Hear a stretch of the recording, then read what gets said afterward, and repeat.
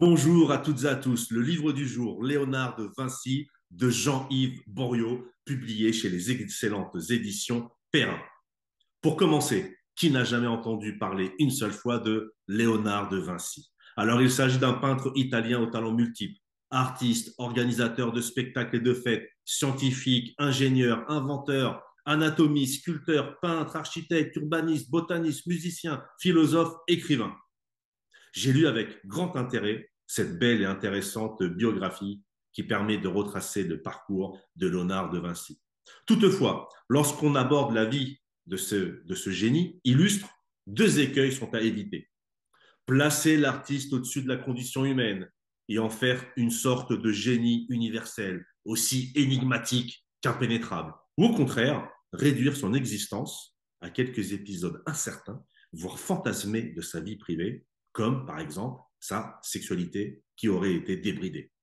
Loin des idées reçues et des légendes tenaces, cet ouvrage nous invite à emprunter le véritable parcours de Léonard, du petit village toscan de Vinci, dans lequel il naît en 452 à Amboise, jusqu'en France, où il s'éteint paisiblement en 1519.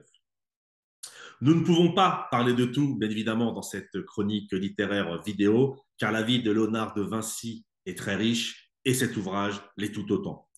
Toutefois, abordons quelques points, histoire de placer, de replacer Léonard de Vinci dans son contexte. C'est un enfant illégitime. Sa mère est une paysanne, Caterina di Meolipi. Son père, notaire, Pierre de Vinci.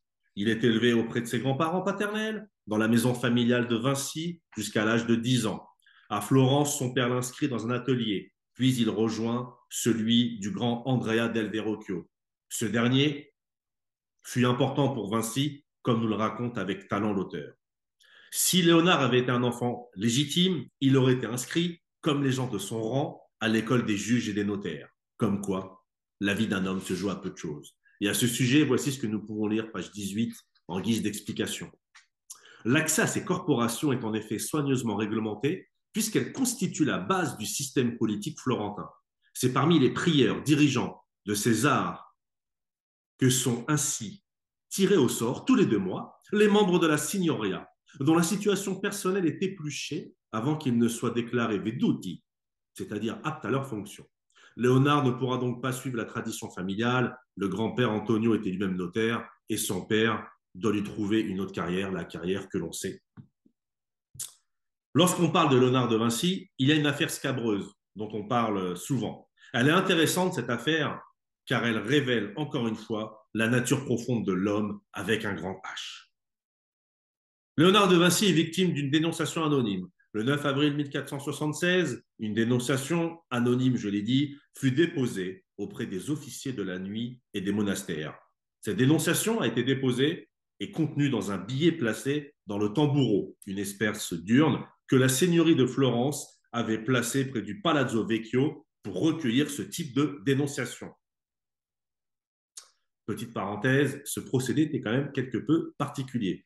Enfin bon, la méthode des lettres anonymes pour dénoncer des gens, comme on peut le voir, elle n'est pas liée à certains épisodes dramatiques de notre pays, par exemple comme au siècle dernier. Parenthèse fermée.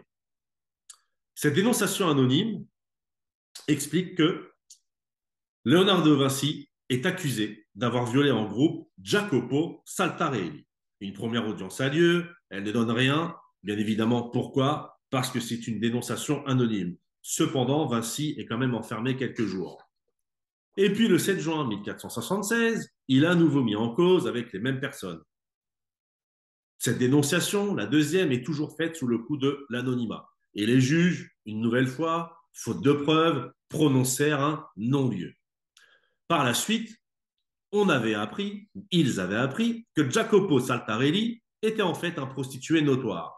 Alors, cette histoire est-elle vraie? S'agit-il vraiment d'un viol? Ou au contraire, est-ce une partie grivoise qui aurait mal tourné? Ou une partie grivoise dont certains se seraient servis pour attaquer de manière indirecte Laurent de Médicis? Ou peut-être une troisième piste, c'est la jalousie des rivaux de Vinci qui vont essayer de lui coller une histoire de mœurs pour mettre un frein à sa carrière qui commençait déjà à être très intéressante. Boriot évoque les nombreuses pistes avec pédagogie Et c'est très intéressant de voir comment les gens à l'époque réfléchissaient sur ce genre d'affaires. Alors, d'une manière générale, et chacun le sait, Vinci n'a pas de formation académique ou universitaire. Donc, il a des lacunes sur certains domaines, et d'ailleurs, il le reconnaît lui-même dans ses écrits. Mais en même temps, le fait de ne pas avoir reçu de formation universitaire ou académique, il n'est pas enfermé dans des conceptions que certains pourraient juger étroites, voire même rigoristes. Vinci aime apprendre, mais il préfère l'expérience, la pratique, plutôt que le cours magistral. Lire sur Vinci, c'est en réalité voyager. Milan, Rome, Florence, Rome et la vallée de la Loire. Nous rencontrons des princes, des comtes de Thiers, des rois et même des papes. C'est à la fois une biographie sur Vinci, mais il y a également des éclairages très intéressants sur l'histoire agitée de Florence, les guerres d'Italie, des précisions diplomatiques, car chaque cité, État et les pays aux alentours voulaient maintenir leur indépendance ou accroître leur territoire. C'était une période riche en événements guerriers et diplomatiques et une période également très riche pour les arts, comme vous le savez. Vinci est un touche-tout, comme je l'ai dit dès les premières secondes de ma vidéo. C'est impressionnant le nombre de domaines auxquels il s'est intéressé avec génie et passion.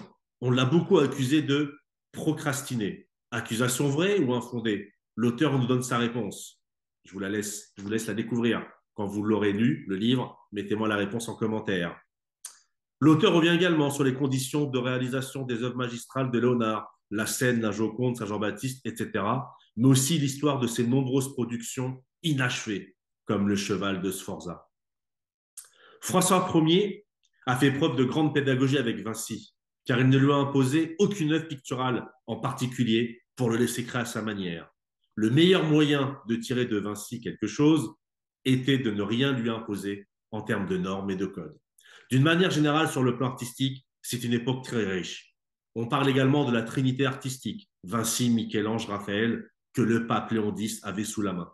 J'ai beaucoup aimé cet ouvrage car nous découvrons cette figure emblématique de la Renaissance qui continuera à fasciner durant des siècles. Jean-Yves Boriot, Léonard de Vinci, aux éditions Perrin. Lisez-le, vous ne le regretterez pas.